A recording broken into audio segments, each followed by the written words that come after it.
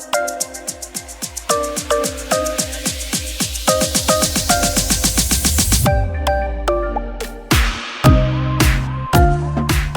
और एक मिलकर दो हो जाए यह गणित है। एक और एक मिलकर 11 हो जाए यह संगठन है। एक और एक मिलकर एक ही रहें तो यह प्रेम है। एक और एक मिलकर यदि शून्य हो जाए तो यह अध्यात्म है। एक को एक के विरुद्ध खड़ा कर दिया जाए तो यह राजनीति है, और एक को एक से मिलने न दिया जाए तो यह कूटनीति है। नमस्कार, प्रणाम, गुड मॉर्निंग। मैं सुरेश सोनी सन इंस्टीट्यूट की तरफ से आप सभी का हार्दिक स्वागत करता हूं। अभी हम इस चैनल पर आरपीएससी एनालिस्ट कम प्रोग्रामर एग्जाम से रिलेटेड जो स्टूडेंट्स को काफ़ी डिफ़िकल्ट टॉपिक्स हैं उनको लेके आ रहे हैं, जहां पर स्टूडेंट्स को काफ़ी प्रॉब्लम आ रही है, दिक्कत आ रही है, और वेरी वेरी इंपॉर्टेंट टॉपिक्स हैं जो स्टूडेंट्स के लिए ज़रूरी हैं, जैसे कि डेटाबेस के अंदर normalisations, sub queries, correlated queries, complex queries, इसी प्रकार से spanning trees, numericals, data communication के numericals, software project management theory and numericals, इस प्रकार के जो टॉपिक्स हैं जो वो बहुत ज़्यादा इम्पोर्टेंट हैं। डेफिनेटली स्टूडेंट्स को जो है इससे बेनिफिट मिलेगा, तो आप प्लीज़ इस मौके का फ़ायदा उठाइए, कीजिए, इन वीडियोस को देखिए और एग्ज़ाम में इसका बेनिफिट लीजिए। आपको ज़रूर इससे फ़ायदा मिलेगा। धन्यवाद।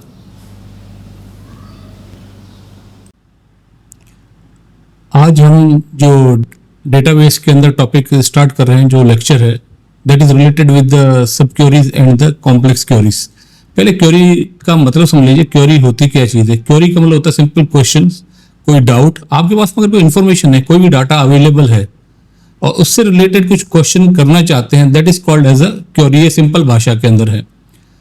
जब आप डीबीएमएस या डाटाबेस के अंदर वर्क करते हैं, जब क्वेरी की बात करते हैं, क्वेरी क्वेश्चन, इसका मतलब है आपके पास में जो डाटाबेस है या डीबीएमएस की जो इन्फॉर्मेशन है, डाटाबेस, वहां से कोई भी इन्फॉर्मेशन आप रिट्रीव करना चाहते हैं, उसकी कोई इन्फॉर्मेशन वहां से निकालना चाहते हैं, For that purpose, you will take the use of the query concept.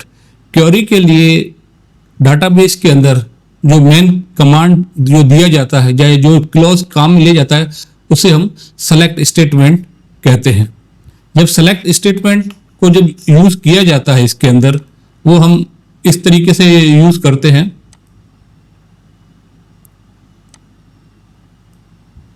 यहां पर हम जो सेलेक्ट स्टेटमेंट है जो डीबीएमएस के अंदर यूज कर रहे हैं, उसका एक कंप्लीट जो सिंटैक्स मैं आपको लिख के बता देता हूं। आप लोग फेमिलियर होंगे, लेकिन मैं इसका कंप्लीट जो सिंटैक्स है A to Z वो लिख के बता देता हूं।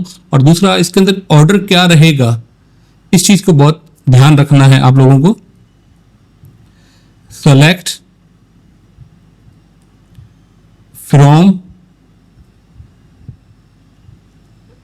वेयर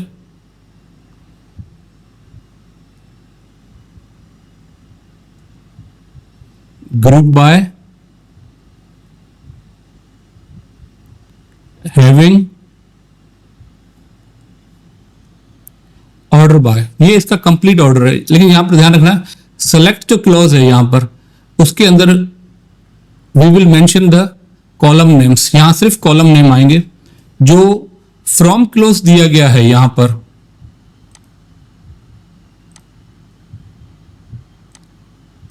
इसके अंदर जो है टेबल्स या रिलेशन का यूज किया जाएगा, उनका रेफरेंस आएगा। वेयर क्लोज जो है, इसके अंदर कंडीशंस मेंशन की जाएगी। ग्रुप बाय क्लोज ये एग्रीगेट फंक्शन उसमें काम आता करता है, ये कॉलम्स के ऊपर काम करता है, तो उसके लिए उस किसी फंक्शन को, जो ग्रुप फंक्शन, उसको एग्जीक्यूट करने के लिए काम आएगा। अपन सिंगल रो की बजाय अगर ग्रुप ऑफ रोज के ऊपर वर्क कर रहे हैं, मल्टीपल रोज के ऊपर, यानी एक सिंगल रो की बजाय आप 5 रोज, 10 रोज, 50 रोज के ऊपर एक साथ वर्क कर रहे हैं और उसका रिजल्ट एक साथ चाहते हैं, तो वहां पर ग्रुप बाय क्लोज का यूज होगा। हैविंग क्लोज जो यूज लिया जाता है, ये alternate of the where clause है। यहां पर बस डिफरेंस ये है दोनों के अंदर कि वेयर क्लोज जो है सिंगल रो फंक्शंस के लिए वर्क करता है, केवल एक रो के ऊपर ऑपरेट होता है, जबकि हैविंग क्लोज जो है ये ग्रुप रोज, नंबर ऑफ जो रोज है उसके ऊपर ऑपरेट होता है। यानी जनरली जो हैविंग क्लोज जब काम में लेंगे तो चांसेस है कि इसमें ग्रुप बाय क्लोज को भी काम में लेना पड़ेगा, उनके ऊपर वर्कआउट करना पड़ेगा। और ऑर्डर बाय जो क्लोज होता है ये जो है सॉर्टिंग पर्पस के लिए काम में लिया जाता है। ये हमेशा अगर ये कंप्लीट सेलेक्ट क्लोज वाला ये पार्ट काम में लेंगे उसका ये लास्ट क्लोज होता है। और इसके अंदर दो ऑप्शंस आते हैं ऑर्डर बाय क्लोज में, ascending order and descending order. Next देख लेते हैं कि अपन जब क्वेरी करते हैं तो कोई भी इंफॉर्मेशन पर्टिकुलर डाटाबेस के रेस्पेक्ट में बात कर रहे हैं, कोई भी आप सिंपल एक इंफॉर्मेशन निकाल रहे हैं और एक सिंगल टेबल के या सिंगल रिलेशन से है तो that is called as a simple query. लेकिन ये क्वेरी जो है कॉम्प्लेक्स कैसे बन जाती है, व्हाट्स द मीनिंग, ये जो है नॉर्मल क्वेरी से डिफरेंट कैसे है, उसके कुछ कैरेक्टरिस्टिक्स यहां पे बताए गए हैं। यहां पर जो फर्स्ट जो कैरेक्टरिस्टिक्स जो है यहां पर जो बताया गया है यहां पर वो ध्यान से देखिए।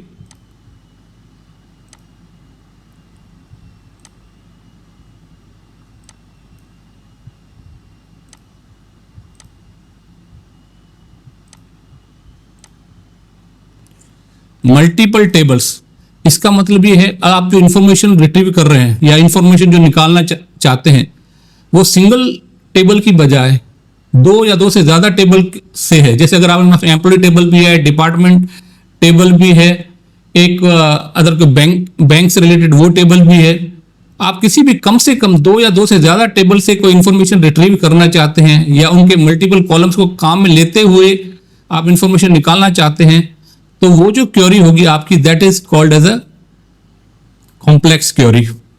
इसी तरीके से नेक्स्ट आ जाता है कॉम्प्लेक्स के अंदर सब क्वेरी। सब क्वेरी जो है that is also part of the complex query. सब क्वेरी से मतलब होता है एक क्वेरी के अंदर दूसरी क्वेरी, यानी जिसको नेस्टिंग भी कहते हैं। यानी एक सिलेक्ट स्टेटमेंट के अंदर अगर आप दूसरा सिलेक्ट स्टेटमेंट काम में लेते हैं तो अपन उसको जो कहते हैं ये सब क्वेरी। चलिए देखिए इसको किस तरीके से लिखा जाता है वो बता देते हैं आपको।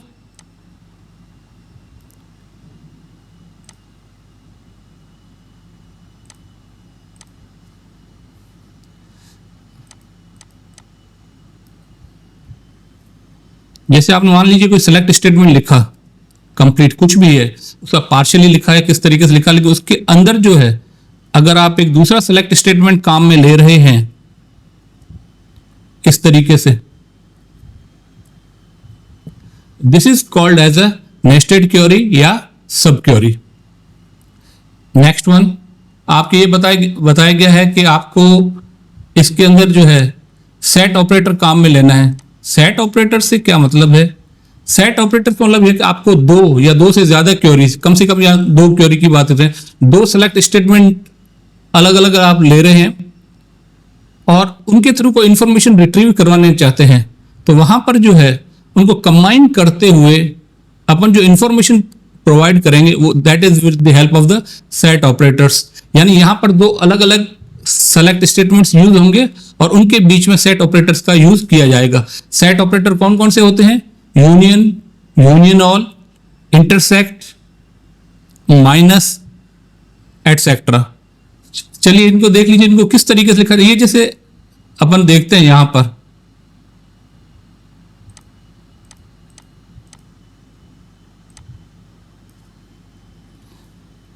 एक सेलेक्ट स्टेटमेंट कोई भी लिखा मैंने तो यहां पर क्या होगा, सेट ऑपरेटर आ जाएगा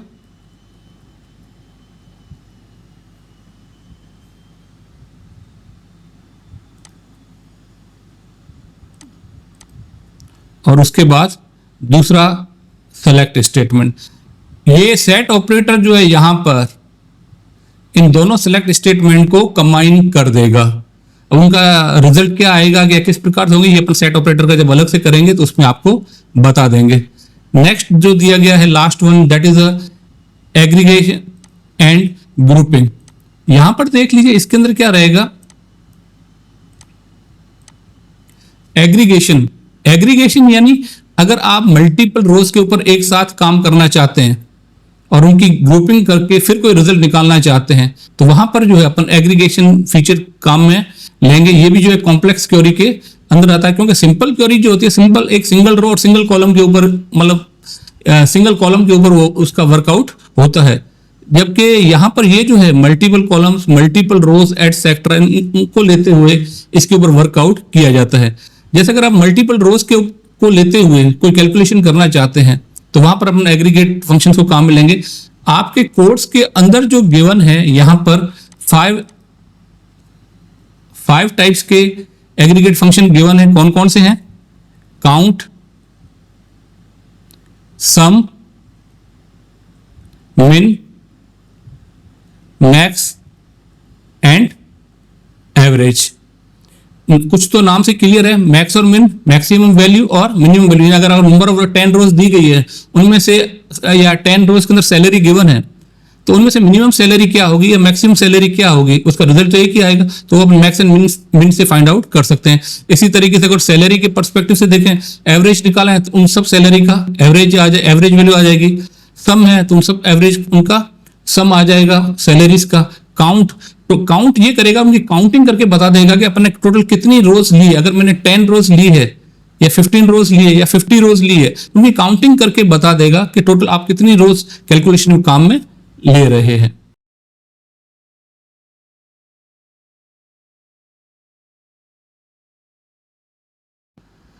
नेक्स्ट टॉपिक जो ले रहे हैं वो ले रहे हैं अपन सब क्वेरी से रिलेटेड। यहां पर दिया गया सब क्वेरी जो है, इसके जो अदर नेम्स भी है, इनर क्वेरीज, नेस्टेड क्वेरीज। जब एक क्वेरी दूसरी क्वेरीज के अंदर पुटअप की जाती है तो उसे अपन नेस्टेड क्वेरीज या इनर क्वेरीज कहते हैं। इनका जनरली जो लेवल होता है, लेवल ऑफ नेस्टिंग होता है 255 लेवल्स तक आप नेस्टिंग कर सकते हैं। लेकिन जैसे जैसे आप इसके लेवल्स को इंक्रीज करते जाएंगे, इसकी कॉम्प्लिकेसी बढ़ती जाएगी क्वेरी को, और परफॉर्मेंस जो है डिग्रेड होती जाती है। इसलिए अपन जनरली प्रेफर ये किया जाता है कि मिनिमम नंबर ऑफ सब क्वेरीज का यूज किया जाए, मिनिमम क्वेरीज को उनके यहाँ पर अप्लाई किया जाए ताकि उसकी परफॉर्मेंस डिग्रेड नहीं हो और उसकी कॉम्प्लिकेसी इंक्रीज नहीं हो। तो यहाँ पर आप ध्यान से देखिए। और इसके अलावा जो एक जो चीज बतानी है, जब अपन सब क्वेरी की या इसकी जो बात करें इनर क्वेरीज की, ये तो आप लोग जानते हैं कि एक एसक्यूएल स्टेटमेंट के अंदर दूसरा एसक्यूएल स्टेटमेंट, एक सेलेक्ट स्टेटमेंट के अंदर दूसरा सेलेक्ट स्टेटमेंट। लेकिन इसके अलावा थोड़ा एडवांस फीचर्स ये है कि जरूरी नहीं है कि एक सेलेक्ट के अंदर दूसरा सेलेक्ट स्टेटमेंट हो।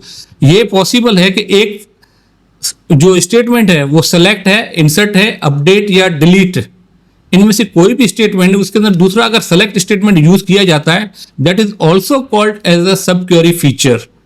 यानी आपको आउटर क्वेरी के अंदर जो है सेलेक्ट, इंसर्ट,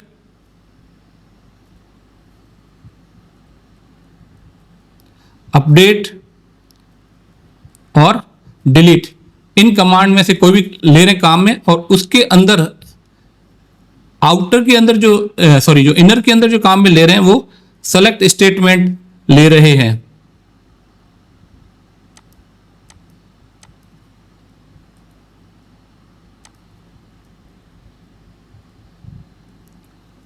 तो this is also called as a sub query.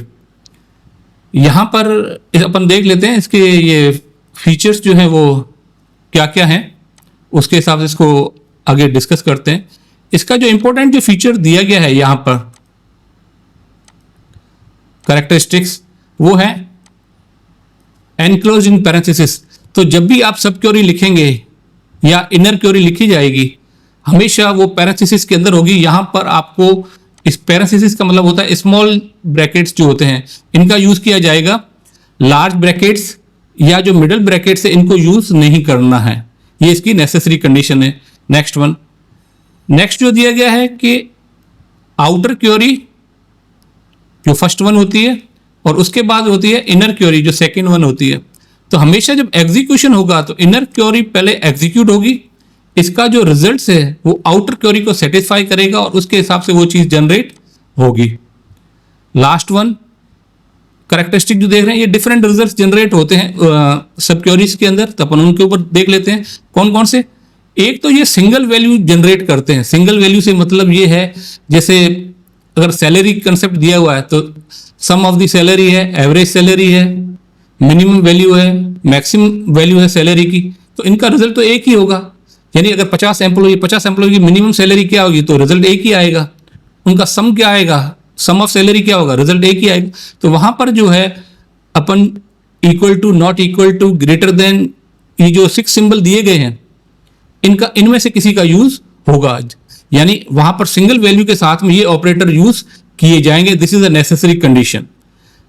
लेकिन कुछ केसेस ऐसे हैं जहां पर जो सब क्वेरीज जो है मल्टीपल वैल्यूज जनरेट करता है, तो वहां पर कोई दिक्कत नहीं है, आपका जो क्वेरी पार्ट वो एग्जीक्यूट हो जाएगा, जनरेट हो जाएगा। बट आपको ध्यान में ये रखना है कि वहां पर जो ऑपरेटर जो है वो प्रॉपर अप्लाई करना है। जैसे अगर आप मान लो सिटी, जो एम्प्लॉय की जो सिटी है उसे जनरेट करना चाहते हैं, सिटी के अंदर मुंबई, दिल्ली, कलकत्ता, कानपुर एटसेट्रा आ रही है, कर रही है, तो उनके साथ में इक्वल टू ऑपरेटर का यूज नहीं होगा। वहां पर जो है ये जो स्पेशली इन ऑपरेटर यूज किया जाएगा, डिपेंडिंग अपॉन द क्वेरी के अपन क्या कर रहे हैं। लेकिन जो इन, नॉट इन, इनका जो यूज है बहुत ज्यादा किया जाता है। फिर उसके अलावा डिपेंडिंग अपॉन द क्वेरी है तो अपन in, not in, any, exist, not exist, इनका यूज किया जाएगा, ये ध्यान रखना है। लास्ट में जो दिया गया है, जो ये 2 पैरामीटर्स यहाँ जो दिए गए हैं स्पेशल, इनको जब अपन यूज करते हैं इन पैरामीटर्स को, एग्जिस्ट और नॉट एग्जिस्ट, इनको ध्यान से देखिए, ये बाकी से काफी डिफरेंट है। एग्जिस्ट और नॉट एग्जिस्ट ये जनरली एग्जिस्टेंस वर्ड से लिए गए हैं। तो यहां पर इन, ये जो है बुलियन अलजेब्रा वाली टर्म्स है, इनका जो आउटकम होता है, इनका जो रिजल्ट होता है वो या तो ट्रू होता है या फॉल्स होता है। इनको जब यूज करते हैं तो अपने को उसकी वैल्यू या उसके मैग्नीट्यूड से कोई मतलब नहीं होता है। इसका अपने मतलब नहीं, अगर सैलरी मान लो उसकी किसी की 10,000 है या 5,000 है, अपने को इससे कोई मतलब नहीं उसकी सैलरी कितनी है, उसका मैग्नीट्यूड कितना है। अपने को तो ये फाइंड आउट करना है कि वो सैलरी जनरेट हो रही है या नहीं, सैलरी है या नहीं है उसके पास में, उस एम्प्लॉय से रिलेटेड, यानी उसकी एग्जिस्टेंस को अपने को फाइंड आउट करना है, या उसकी एग्जिस्टेंस नहीं है इसको फाइंड आउट करना है। तो उसके लिए ये ऑपरेटर काम में लिया जाता है।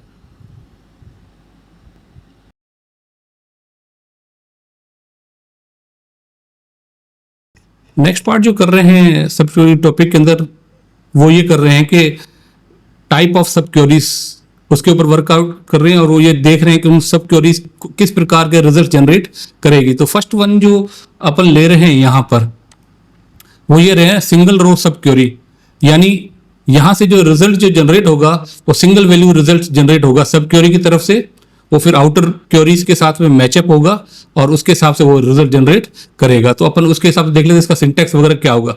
लेकिन एक चीज क्लियर है कि अगर सिंगल रो जनरेट हो रहा है सब क्वेरी की तरफ से, तो यहां पर आपको जो ऑपरेटर काम में लेना है वो equal to, not equal to, less than equal to, greater than और ग्रेटर देन इक्वल टू, ये 6 ऑपरेटर्स ही काम आएंगे यहां पर और इसी के अराउंड आपका काम चले। यहां पर आप सिंटैक्स देख लीजिए, ये जो पार्ट दिया गया सेलेक्ट फ्रॉम वेयर, ये आपकी कहलाएगी आउटर क्वेरी। यहां पर जो ऑपरेटर है equal to, not equal to, et cetera जो भी है वो यूज होगा। और ये वाली जो क्वेरी दी गई है ये आपकी कहलाएगी इनर क्वेरी। तो जब भी एग्जीक्यूशन होगा या आपको एग्जीक्यूट करना है, इसका रिजल्ट चेक करना है, तो फर्स्ट आपको ये ध्यान ये रखना है कि इसका रिजल्ट क्या होगा। इसका जो रिजल्ट होगा आउटर क्वेरी के इस कॉलम के साथ में यहां पर दिया गया उसके साथ मैच होगा, देन ये फाइनल आउटर क्वेरी अपना रिजल्ट जनरेट करेगी। तो यहां पर देख लीजिए, देखते हैं अपन अपने एग्जैक्टली एग्जांपल दिया गया, find the employees who earn more than the average salary. तो पहले तो आप क्वेरी को पढ़िए, क्वेश्चन को पढ़िए और ध्यान से देखिए कि यहां पर आपको सब क्वेरी की नीड है भी या नहीं है, आप कैसे फाइंड आउट करेंगे। तो इसका तरीका बता देता हूं। तो पहले जब आप क्वेश्चन को पढ़ेंगे ध्यान से, यहां पर कैलकुलेट क्या करना है, फाइंड द एम्प्लॉइज, यानी एम्प्लॉइज की जो इन्फॉर्मेशन, एम्प्लॉय टेबल है उसके रिलेटेड जो इन्फॉर्मेशन है, वो चाहे 1 कॉलम है, 2 कॉलम है या all the columns star symbol करके कुछ भी हो सकती है, इससे कोई फर्क नहीं पड़ता है। लेकिन एम्प्लॉय की इन्फॉर्मेशन आपको कैलकुलेट करनी है। उसके लिए कंडीशन दी गई कि उसकी अर्न मोर देन, यानी उसकी जो सैलरी वगैरह है, जो अर्निंग हो रही है वो ज्यादा होनी चाहिए, किससे, द एवरेज सैलरी। यानी आपको एक तो एवरेज आपको पहले पता होना चाहिए कि एवरेज सैलरी क्या है, फिर उससे ज्यादा सैलरी कितनी है, कौन कौन से एम्प्लॉइज के, उनको आपको जनरेट करना है। यानी यहां पर क्लियर कट है, आपको 2 पार्ट दिए गए हैं। यानी आउटर क्वेरी की जो इन्फॉर्मेशन है वो डिपेंड किसके ऊपर है, एवरेज सैलरी के ऊपर। तो यानी ये वाला पार्ट आपका इनर क्वेरी में हो जाएगा, ये आउटर क्वेरी में। तो इसका लिखने का तरीका बिल्कुल सिंपल, 1-2 बार अगर आप हैबिट डालेंगे तो आराम से लिखना सीख जाएंगे, तो उसके बाद कोई दिक्कत नहीं आनी है। तो यहाँ पर लिखने का तरीका बता देता हूँ, इंस्टॉलमेंट्स के अंदर ही इसको लिखना होता है, एक साथ कोई डायरेक्ट कंप्लीट क्वेरी नहीं लिखी जाती है और नहीं लिखना है आपको। तो आप सबसे पहले देखिए एवरेज सैलरी। तो एवरेज सैलरी जो है ये आपका एग्रीगेट फंक्शन है, क्योंकि सैलरी जो है सिंगल रो फंक्शन है और एवरेज काउंट सम जो होते हैं ये एग्रीगेट फंक्शंस कहलाते हैं। तो यहाँ से आपकी एवरेज सैलरी का हो जाएगी, क्योंकि सब अपने पास कंडीशन यही दी गई, तो यहाँ पे आपकी एवरेज सैलरी कैलकुलेट हो जाएगी। एवरेज सैलरी कैलकुलेट होने के बाद में इसका कंपैरिजन किसके साथ में होगा, आउटर क्वेरी के पार्ट में, तो इसका रिजल्ट आ जाएगा जब इसका, तो इसको यहाँ से इसके साथ कंपेयर करेंगे। लेकिन इन दोनों के बीच में अपन जैसे ऑपरेटर ले रहे थे काम में, वो काम में आ जाएगा, क्योंकि ये यहाँ पर ये कह रहा है कि मोर देन सैलरी, तो अपन ग्रेटर देन वाला सिंबल काम में ले लेंगे।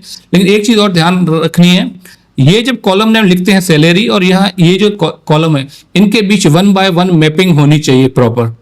कहने का मतलब ये है, अगर यहाँ पर सिंगल कॉलम है तो यहाँ पर सिंगल कॉलम आएगा, यहाँ पर 2 कॉलम्स है तो यहाँ पर भी 2 कॉलम्स आएंगे, यहाँ पर 3 कॉलम्स है तो यहाँ पर 3 कॉलम्स आएंगे। उसके अलावा उनका कॉलम्स का जो टाइप होगा वो सेम होगा। अगर ये सैलरी है तो ये सैलरी होगा, ऐसा नहीं होगा यहाँ पर तो आप एवरेज सैलरी दे रहे हैं लेकिन यहाँ पर आप एम्प्लॉइज का नेम दे रहे हैं, ये रॉन्ग हो जाएगा, वो क्वेरी जनरेट नहीं होगी। तो इस चीज का ध्यान रखना है। नेक्स्ट टॉपिक जो कर रहे हैं इसके अंदर वो ले रहे हैं अब मल्टीपल रो सब क्वेरीज। अब यहाँ पर जो है आपको मल्टीपल वैल्यूज जो है वो जनरेट होंगी रो वाइज सब क्वेरीज के अंदर, और उसके रेस्पेक्ट में देखते हैं डेफिनेटली मल्टीपल रोज जब जनरेट होंगी तो इसके अंदर अपन जब ऑपरेटर काम में लेंगे वो लेंगे in, not in, any, all, exist, not exist, etcetera, ये वाले काम में आएंगे। तो इसका सिंटैक्स बिल्कुल उसी तरीके से, माइनर डिफरेंस है, ज्यादा फर्क नहीं है। बस फर्क ये रहेगा कि यहाँ पर कि ये मल्टीपल वैल्यूज जो है रो वाइज जनरेट करेगा, तो अपने को उस तरीके से इनको लिखना पड़ेगा। तो यहाँ पर देखिए सेलेक्ट फ्रॉम वेयर, इसमें तो कोई फर्क नहीं है, वो प्रीवियस क्वेरी की तरह ही है। यहाँ पर तो ये जो है आउटर क्वेरी, ये आपकी हो जाएगी वो इनर क्वेरी, और साथ में यहाँ पर जो ऑपरेटर जो है काम में वो आ जाएगा। ये जरूरी नहीं इन ही हो, तो ये कुछ भी हो सकता है, इन, एनी, नॉट इन, एटसेट्रा, लेकिन कोई भी ऑपरेटर यूज में आ जाएगा।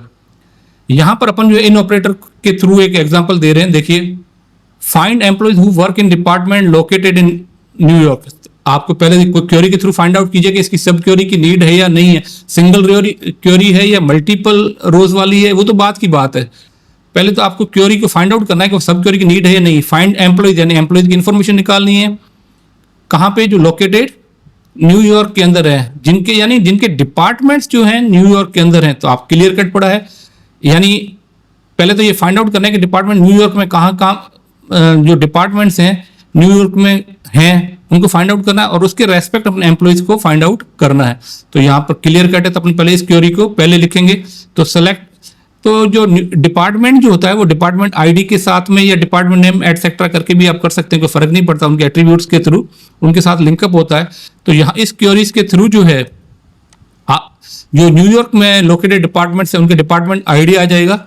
लेकिन ये पॉसिबल है कि किसी भी ऑर्गेनाइजेशन, किसी भी कंपनी के वहां पर मल्टीपल डिपार्टमेंट्स हों, जैसे परचेज का है, सेल का है, एचआर का है सबके सब न्यूयॉर्क के अंदर ही, लेकिन डिपार्टमेंट्स क्या हो गए, मल्टीपल। तो मल्टीपल रोज आपके रिजल्ट्स जनरेट हो जाएंगे। जब मल्टीपल रोज जनरेट होंगे तो एक चीज ध्यान रखनी है कि यहां पर जो ऑपरेटर काम में लेंगे वो इन ऑपरेटर काम आएगा। इन ऑपरेटर इक्वल टू ऑपरेटर की तरह ही वर्कआउट होता है, पहली बात तो ये ध्यान में रखनी है आपको। लेकिन ये नंबर ऑफ जितनी भी वैल्यूज है, मल्टीपल रो वैल्यूज, अगर मान 5 रिजल्ट्स आ रहे हैं, 5 वैल्यूज है, तो 1 by 1 सबको टेस्टिंग के अंदर कंसीडर करेगा। अगर मान लीजिए फर्स्ट जो परचेज डिपार्टमेंट है तो इक्वल टू परचेज डिपार्टमेंट के साथ कंपेरिजन होगा, सेल्स डिपार्टमेंट है तो सेल्स डिपार्टमेंट के साथ इसका कंपेरिजन होगा, एचआर डिपार्टमेंट है एचआर डिपार्टमेंट के साथ इसका कंपेरिजन होगा। इस तरीके से इसका कंपेरिजन जो है डिपार्टमेंट वाइज अलग अलग हो जाएगा। ये अगेन आपको बता दिया गया था, यहाँ पर जो है ये 1 by 1 की मैपिंग होनी जरूरी है। यहाँ डिपार्टमेंट आईडी है तो यहाँ पर भी department ID. By the way अगर यहाँ पर अगर डिपार्टमेंट का नेम लिखते आप तो यहाँ पर भी डिपार्टमेंट का नेम लिखना पड़ता। ये आने के बाद में देन आपको आपकी जो फाइनल क्वेरी है वो एग्जीक्यूट करनी है, उसको लिखना है। यस, जो नेक्स्ट ऑपरेटर जो यूज कर रहे हैं वो है नॉट इन। ये प्रीवियस जो ऑपरेटर अपन ने जो काम में लिया था इन ऑपरेटर बिल्कुल उसी तरीके से, बस ये उसका नेगेटिव पार्ट है और सिमिलर तरीके से वर्क करेगा। तो ज़्यादा इसके अंदर अपने को कुछ नहीं करना है, जस्ट वो चेक कर लीजिए। ये इसकी हो जाएगी आउटर क्वेरी, ये इसकी हो जाएगी इनर क्वेरी, और ये आपका ऑपरेटर जो भी प्रीवियस इन ऑपरेटर किया था उसका नेगेटिव रिजल्ट शो करेगा। Okay, next come to the any operator और some operator. Equal to any operator जो दिस ये जो है आपका बिल्कुल इन ऑपरेटर की तरह ही काम करता है, ये उससे कोई डिफरेंट नहीं है। इन और सम यहाँ पर जो दिया गया ये जो ऑपरेटर है, जब आपको सम ऑफ द वैल्यूज यानी कुछ जो वैल्यूज है आपके इंफॉर्मेशन में से या किसी रिलेशन में टेबल में से, उसको जो है आउटर क्वेरी की वैल्यू के साथ में कंपेयर करवाना है, तो उस समय अपन इसको काम में लेंगे। यहाँ पर देख लीजिए आप लोग, क्वेरी क्या दी है, find employees whose salary is greater than at least one salary in department ID 101। Okay, देख लेते हैं यहाँ पर आपको इन्फॉर्मेशन क्या कैलकुलेट करनी है, फाइंड एम्प्लॉइज, और यहाँ जिसकी सैलरी जो है इन डिपार्टमेंट 101 से रिलेटेड होनी चाहिए एटलीस्ट। तो इसके हिसाब से आपके बिल्कुल दो क्वेरीज बन रही हैं, ये आपकी हो जाएगी इनर क्वेरी, ये हो जाएगी आउटर क्वेरी। ये इनर क्वेरी फर्स्ट अपन राइट डाउन करेंगे जो डिपार्टमेंट 101 से रिलेटेड है। देन यहाँ पर जो है ग्रेटर देन एंड ये जो वैल्यू है उससे आउटर क्वेरी की ग्रेटर देन होनी चाहिए, तो यहाँ पर आप जो ऑपरेटर काम में लेंगे ग्रेटर देन एनी, उसके साथ कंप्यूट करवाएंगे और फाइनली आपको आउटर क्वेरी का जो रिजल्ट है वो जनरेट हो जाएगा।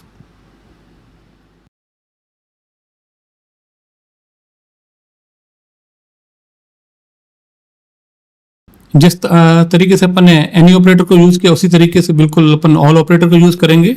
यहाँ पर ये ऑल ऑपरेटर जो है सम ऑफ वैल्यूज की जगह जितनी भी ऑल दी वैल्यूज हैं उस रिलेशन से जो रिट्रीव होंगी उन सब के साथ में कंप्यूट करवाएगा। बाकी वे ऑफ वर्किंग जो तरीका है काम करने का बिल्कुल उसी तरीके से एनी ऑपरेटर की तरह ही है।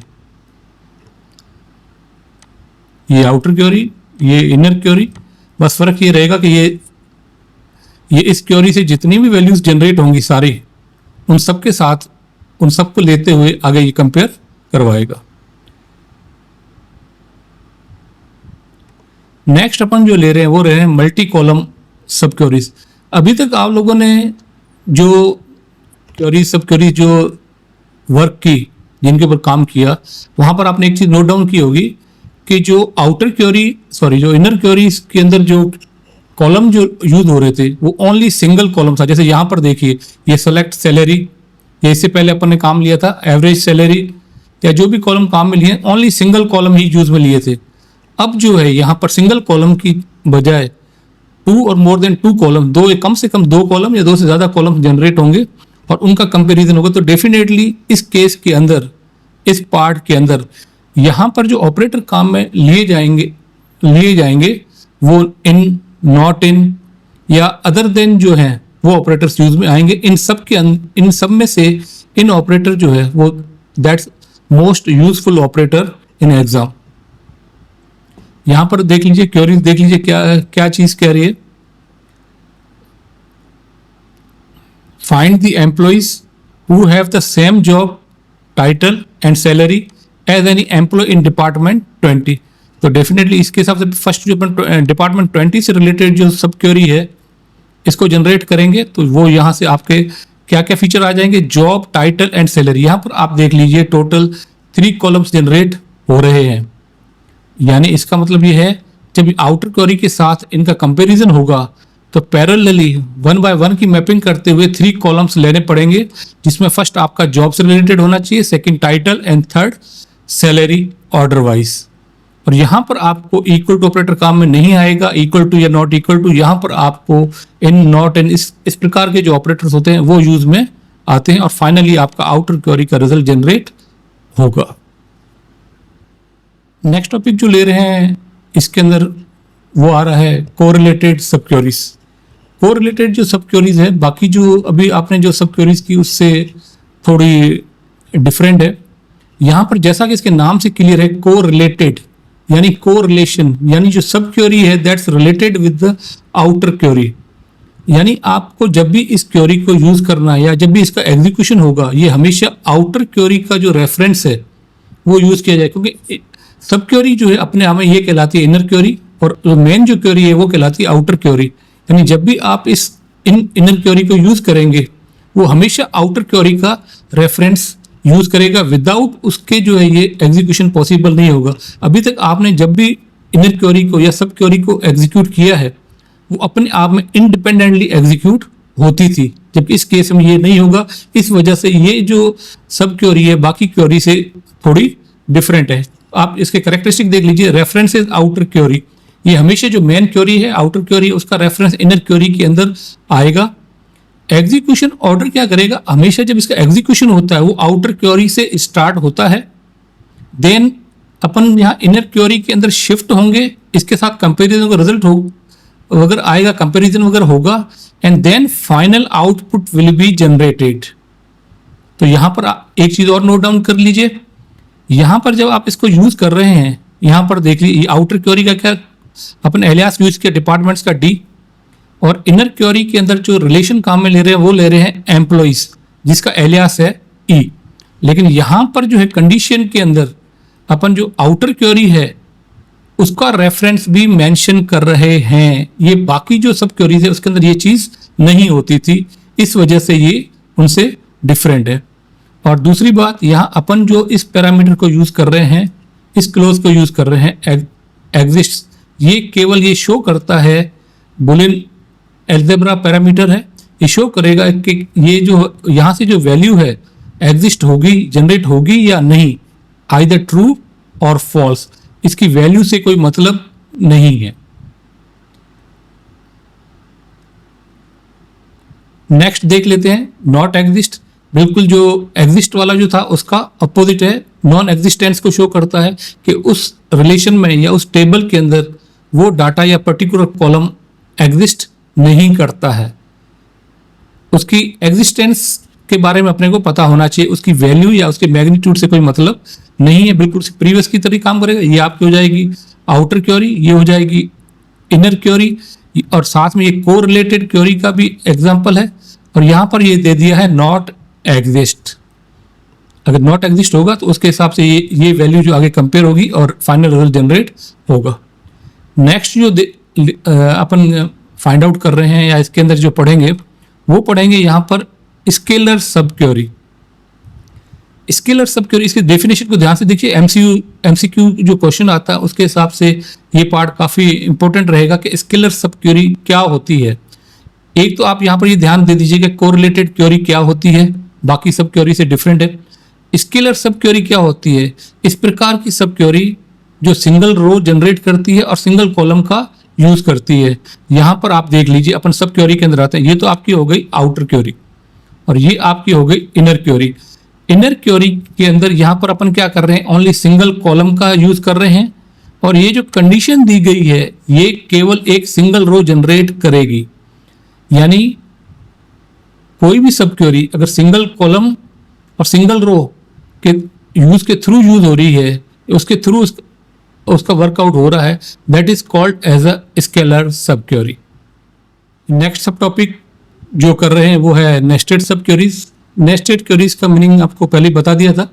नेस्ट ये वर्ड लिया हुआ, नेस्ट से नेस्ट यानी with in one part is use of the another part. यानी अगर आप एक सेलेक्ट स्टेटमेंट के अंदर दूसरा सेलेक्ट स्टेटमेंट यूज कर रहे हैं, यानी एक क्योरी के अंदर दूसरी क्योरी यूज कर रहे हैं, तो that is called the nested सब क्योरी। यहाँ पर आप ध्यान से देख लीजिए, आपने जो अभी अपन ने जो पहले जो कुछ एग्जाम्पल लिए थे उसके अंदर भी नेस्टेड सब क्योरी थी, यहाँ थोड़ा क्लियर कट अपन अलग से इसको ले रहे हैं। यहाँ पर ये देख लीजिए, ये सेलेक्ट स्टेटमेंट दिया गया, ये दूसरा है, ये वाला जो है ये आपका कहलाएगा आउटर क्योरी और ये पार्ट कहलाएगा इनर क्योरी। क्लियर कर, यहाँ अपन सिर्फ इतना ही बता रहे हैं कि एक सेलेक्ट स्टेटमेंट के अंदर दूसरा सेलेक्ट स्टेटमेंट यूज कर रहे हैं। इसके साथ में ये जो है एक कोरिलेटेड सब क्योरी का भी एग्जांपल है। रीजन ये कोरिलेटेड क्यों है इस पर ध्यान से दीजिए। जब अपन इनर क्योरी जब यूज कर रहे हैं यहाँ पर, तो अपन जो आउटर क्योरी है एम्प्लॉइज E1 एलियास करके, इसका रेफरेंस भी यहाँ पर यूज किया जा रहा है। नेक्स्ट सब टॉपिक जो ले रहे हैं वो ले रहे हैं कॉम्प्लेक्स क्योरीज बियॉन्ड सब क्योरीज। कुछ ऐसी क्योरीज हैं जो सब क्योरीज के थ्रू जिनको सॉर्ट आउट करना पॉसिबल नहीं है। स्पेशली अगर आप ध्यान से देखें, अगर आप दो या दो से ज़्यादा रिलेशन काम में ले रहे हैं, दो या दो से ज़्यादा टेबल काम में ले रहे हैं, उनके मल्टीपल कॉलम्स काम में ले रहे हैं और उनको आप रिट्रीव या डिस्प्ले करवाना चाहते हैं, तो सब क्वेरीज के थ्रू काफ़ी कॉम्प्लिकेटेड हो जाएगा। उसके कंपेरेटिवली हम लोग जो है जॉइन ऑपरेटर को ज़्यादा प्रेफर करेंगे।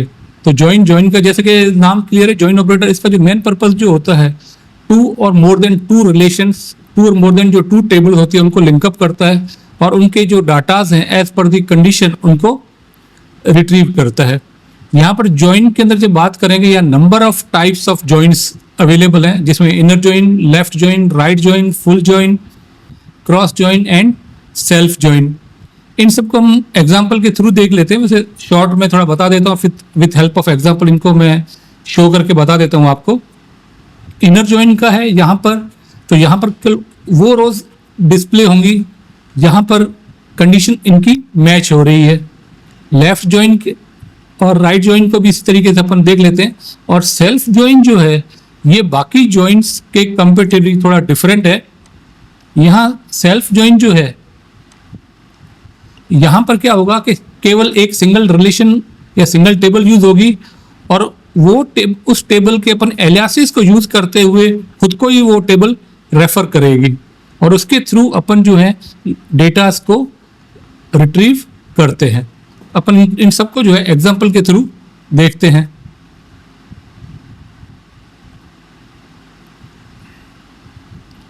यहां पर देखिए ये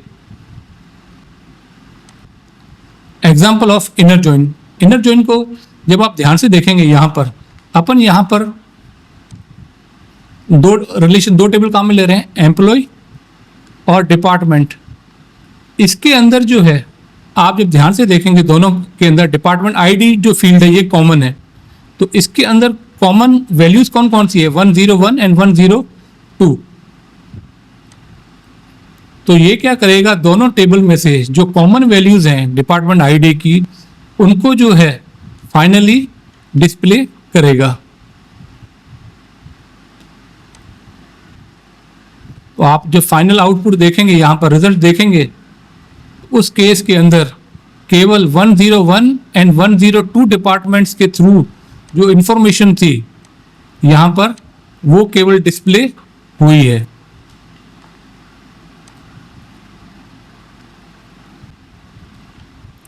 नेक्स्ट आप देखिए लेफ्ट आउटर जॉइन के अंदर जब हम ध्यान से देखेंगे यहाँ पर ये टेबल जो है ये कहलाएगी आपके लेफ्ट टेबल और ये कहलाएगी राइट टेबल। इसके अंदर जब रिजल्ट जनरेट होगा तो ये क्या करेगा, लेफ्ट टेबल में से तो सारे रोज को जनरेट करेगा, उसके साथ में से जो राइट टेबल है उसके जो कॉमन फील्ड हैं, कॉमन कौन कौन से हैं, डिपार्टमेंट आईडी के 101 एंड 102 वाले, उनको भी जनरेट करेगा। तो इस तरीके से आपको जो फाइनल रिजल्ट्स आएगा वो ये आ जाएगा।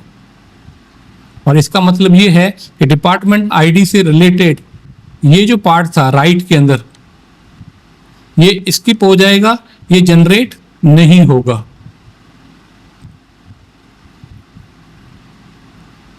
अब नेक्स्ट एग्जांपल लेते हैं, राइट आउटर जॉइन। ये बिल्कुल प्रीवियस एग्जांपल की तरह है। इसमें ये आपकी हो जाएगी यहां पर लेफ्ट टेबल, ये आपकी राइट टेबल। जो इंफॉर्मेशन प्रोवाइडेड होगी वो राइट टेबल में से तो सारी होगी, बाकी इन दोनों के अंदर जो कॉमन है वो आ जाएंगे। कॉमन कौन कौन से हैं, 101 102 इन दोनों से, यानी लेफ्ट का नल पार्ट कॉमन नहीं है, यानी ये वाली इंफॉर्मेशन जनरेट नहीं होगी और इसकी सारी इंफॉर्मेशन जनरेट हो जाएगी। यानी फाइनली जब आउटपुट आप देखेंगे यहाँ पर तो ये वाली सारी रोज उसके अंदर अवेलेबल होंगी।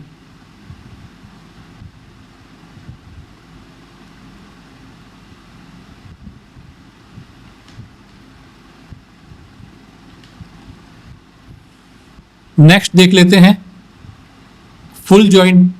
फुल जॉइन क्या करेगा, इस केस में आपके जो दोनों रिलेशंस हैं इसमें से जितनी भी रोज हैं उन सब को डिस्प्ले कर देगा। यानी फाइनल आउट रिजल्ट जब आप देखेंगे यहां पर, यानी यहां पर जो है कितने डिपार्टमेंट है, 101 102 नल, इसके अलावा HR और RD, यानी ये सारे के सारे डिपार्टमेंट्स यहां पर शो होंगे। नल वाला भी आ रहा है, HR भी आ रहा है, R&D है, यानी सारे सारे डिपार्टमेंट शो हो जाएंगे।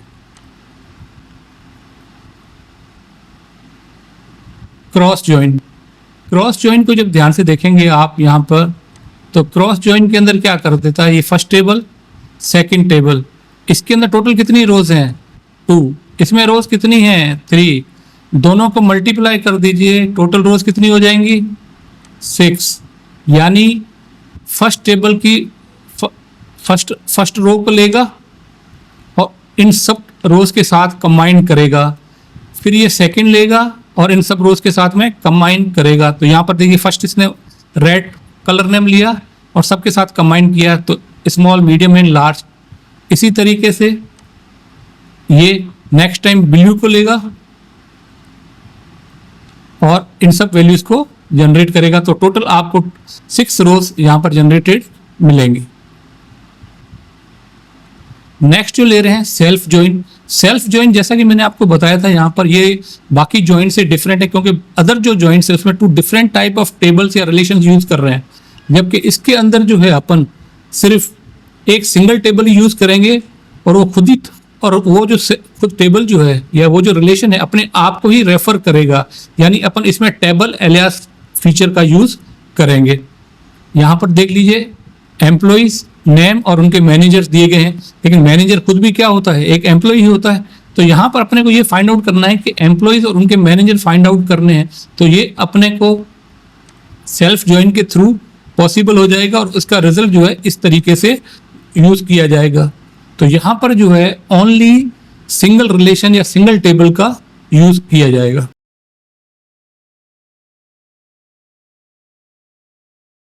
नेक्स्ट सब टॉपिक जो ले रहे हैं वो है सेट ऑपरेटर्स। बहुत इजी टॉपिक है, आपने मैथ्स वगैरह में इसको पढ़ा होगा, किया होगा। यहाँ पर जो सेट ऑपरेटर्स देख रहे हैं अपन डेटाबेस के अंदर जो काम में लेते हैं वो है union, union all, intersect, except के नाम से भी है और माइनस के नाम से भी अपन इसको बोलते हैं। यूनियन, यूनियन क्या कर देगा यहाँ पर, इसको अपन वैसे तो एग्जाम्पल्स के थ्रू ही देख रहे हैं, कर रहे हैं।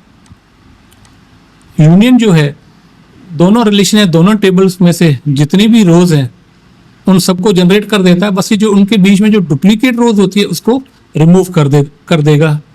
यूनियन ऑल क्या करेगा, ये भी दोनों टेबल में से जितनी भी रोज हैं उनको इंक्लूड करेगा और साथ में डुप्लीकेट रोज होंगी वो भी इसमें इंक्लूड होंगी। इंटरसेक्ट के अंदर क्लियर कट इसके दोनों रिलेशन, दोनों टेबल में जो केवल कॉमन रोज हैं उनको जनरेट करेगा। एक्सेप्ट या जो माइनस जब यूज करते हैं तो ये क्या कर देता है, अगर 2 टेबल लेते हैं, 2 रिलेशन ले रहे हैं, एक रिलेशन ए और एक रिलेशन बी, अगर एक्सेप्ट यूज करते हैं ए माइनस बी या ए एक्सेप्ट बी, तो ये क्या कर देगा, रिलेशन ए में से जितनी भी रोज है उन सबको जनरेट करेगा, लेकिन जो बी के साथ कॉमन है उनको रिमूव कर देगा। यानी ए माइनस बी के अंदर बी और ए में जो कॉमन आ रही है वो रोज रिमूव हो जाएंगी और ए में पेंडिंग में जितनी भी रोज हैं वो सब जनरेट हो जाएंगी। अगर बी माइनस ए लेंगे तो बी और ए में जो कॉमन रोज हैं वो रिमूव हो जाएंगी और बी के अंदर जितनी भी रोज हैं वो जनरेट हो जाएंगी। अपन इसको एग्जाम्पल के थ्रू देखते हैं।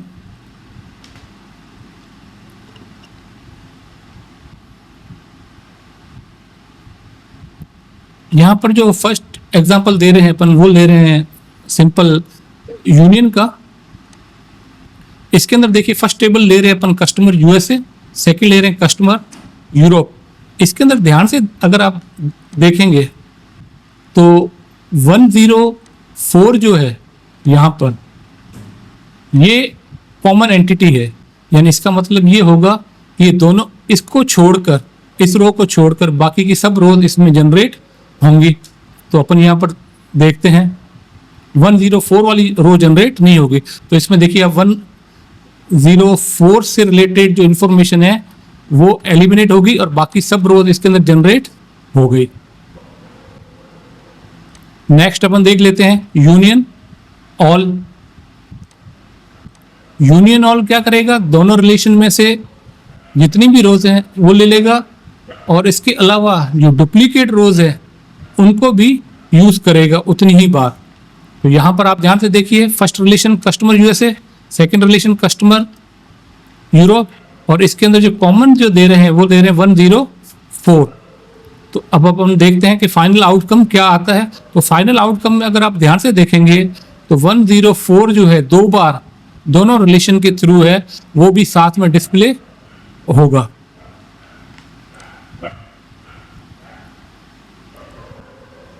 नेक्स्ट अपन देख रहे हैं यहाँ पर इंटरसेक्ट ऑपरेटर। इंटरसेक्ट में क्या करेगा, दोनों रिलेशन से जो कॉमन एंट्रीज हैं या कॉमन रोज हैं केवल उनको जनरेट करेगा। इसमें देखते हैं कॉमन कौन कौन सी रोज हैं।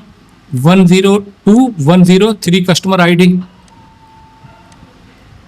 तो यहां पर जब रोज जो जनरेट होंगी ये आउटपुट आएगा केवल इन दो एंट्रीज से रिलेटेड ही रहेगा।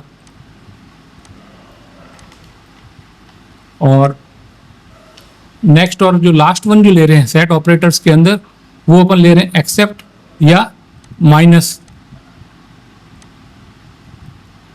इसके अंदर क्या करेगा, टेबल फर्स्ट जो दी है customer USA, second loyalty programme.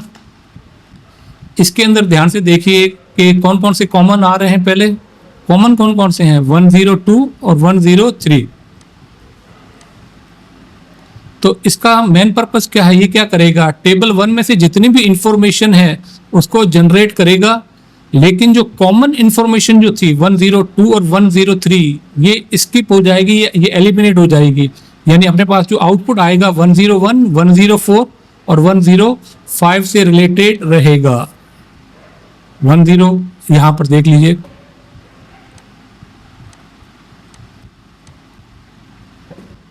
Next sub topic जो कर रहे हैं वो है ग्रुप फंक्शन इन एग्रीगेशन से रिलेटेड।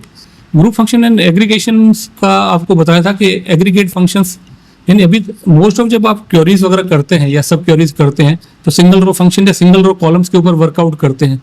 लेकिन कभी कभी आपको जो क्वेरीज जनरेट होती है एज पर द रिक्वायरमेंट, वहाँ पर अपने मल्टीपल क्वेरीज, मल्टीपल जो रोज हैं उनको लेते हुए अपने को रिजल्ट जनरेट करना होता है। यानी सिंगल रो बाई रो के ऊपर अपने को एग्जीक्यूशन नहीं करवाना है, अपने को ग्रुप ऑफ रोज के ऊपर करवाना है। जैसे अपने को फॉर एग्जांपल आपको फाइंड आउट करना किसी ऑर्गेनाइजेशन के अंदर what is the highest salary of the person, what is the lowest salary of the person. तो इस केस में क्या करना पड़ेगा, उस ऑर्गेनाइजेशन के जितने भी एम्प्लॉयज हैं उन सबके रिकॉर्ड्स आपको कंसीडर करने पड़ेंगे, तभी वो उसकी हाईएस्ट या लोएस्ट सैलरी कैलकुलेट हो पाएगी। इसी तरीके से किसी क्लास के अंदर कितने स्टूडेंट हैं, यानी मान लीजिए 30 स्टूडेंट है किसी क्लास के अंदर, तो उन सभी 30 स्टूडेंट या 30 रोज की इंफॉर्मेशन लेनी पड़ेगी, तब वो आपको एक सिंगल रिजल्ट देगा कि 30 स्टूडेंट्स हैं वहाँ पर। तो इस प्रकार के जो केसेस होते हैं वहाँ पर अपन जो है इनको एग्रीगेट फंक्शन का यूज़ करते हैं, और इनको जो है अपन वहाँ पर ग्रुप बाय क्लोज और हैविंग कंडीशन जो हैविंग क्लोज है इनके थ्रू इनको अप्लाई किया जाता है। तो यहाँ पर चलिए देखते हैं, group by group rows that have the same values in specified columns into the summary रोज।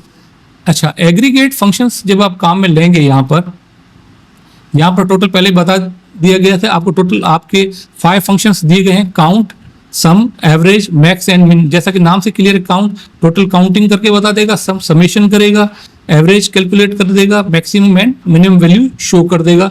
और इनके अंदर जो है उन जिन कॉलम के रेस्पेक्ट में कैलकुलेशन करवानी है उनको इसके अंदर यूज किया जाएगा। जैसे सैलरी का एवरेज निकालना है तो एवरेज ब्रैकेट के अंदर सैलरी आ जाएगी। हैविंग क्लोज जो है ये आपका जब यूज किया जाता है इसके अंदर, ये जनरली ग्रुप बाय क्लोज के साथ एज ए पेयर यूज किया जाता है मोस्ट ऑफ टाइम। और हैविंग क्लोज जो है this is an alternate of the where clause. Where clause जो यूज किया जाता है कंडीशनल, वो सिंगल रो कंडीशन के अंदर वहां पर किया जाता है, और ये मल्टी रो कंडीशन के अंदर अप्लाई किया जाता है। यहाँ पर आप एग्जांपल देख लीजिए, count the number of employees, यानी आप एम्प्लॉइज को काउंट करवाना, यानी आपको काउंट फंक्शन इसमें यूज होगा इन ईच डिपार्टमेंट। लेकिन ये जो काउंटिंग होगी कैसे होगी, डिपार्टमेंट वाइज काउंटिंग करेगा, only for departments with more than 5 employees, यानी उन डिपार्टमेंट जहाँ पर 5 से ज़्यादा एम्प्लॉइज हैं।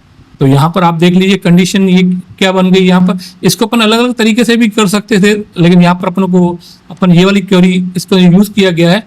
यहाँ पर जो कंडीशन अप्लाई हो रही है, कंडीशन देखिए मोर देन 5 एम्प्लॉइज, ये काउंटिंग से रिलेटेड वाला पार्ट है, तो अपने काउंट फंक्शन का यूज होगा और ये उसके अंदर यूज किया जाएगा।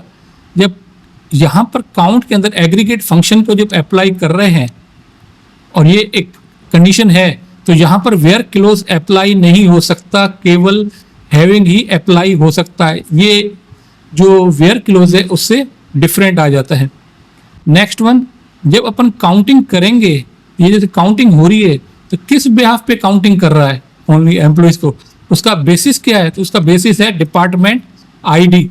तो उसके बिहाफ पे ये जो काउंटिंग करेगा, यानी डिपार्टमेंट आईडी, यानी ईच डिपार्टमेंट की सेपरेट काउंटिंग होगी, ना कि पूरे ऑर्गेनाइजेशन की होगी, और आपको रिजल्ट जनरेट हो जाएगा। लास्ट फीचर जो ले रहे हैं आपका इसके अंदर, वो देख रहे हैं सब क्वेरीज और ज्वाइन का कंपैरिजन कि which one is the better. यहाँ पर इनकी रिक्वायरमेंट के अकॉर्डिंगली आपकी क्वेरी किस प्रकार से है, अपन उसके हिसाब से उसको अप्लाई करेंगे। तो हर एक के अपने जो है एडवांटेजेस एंड डिसएडवांटेजेस हैं, उसके हिसाब से परफॉर्मेंस अपग्रेड होगी या डिग्रेड हो जाएगी। यहाँ पर देख लीजिए, एक आपको मैंने बताया था कि जब भी ज्वाइन यूज करते हैं, अगर आपको मल्टीपल टेबल से और मल्टीपल कॉलम्स को डिस्प्ले करना है और मल्टीपल टेबल का यूज करना है, तो it will be much better कि आप सब क्वेरी की बजाय ज्वाइन फीचर को यूज करें। उस केस में उसकी परफॉर्मेंस काफ़ी इंक्रीज हो जाती है, अप्रिशिएट हो जाती है। तो उस केस में जो ये फर्स्ट वाला जो पार्ट रहेगा ये अपना एप्रोप्रिएट रहेगा, ज्वाइन विल बी प्रेफर्ड।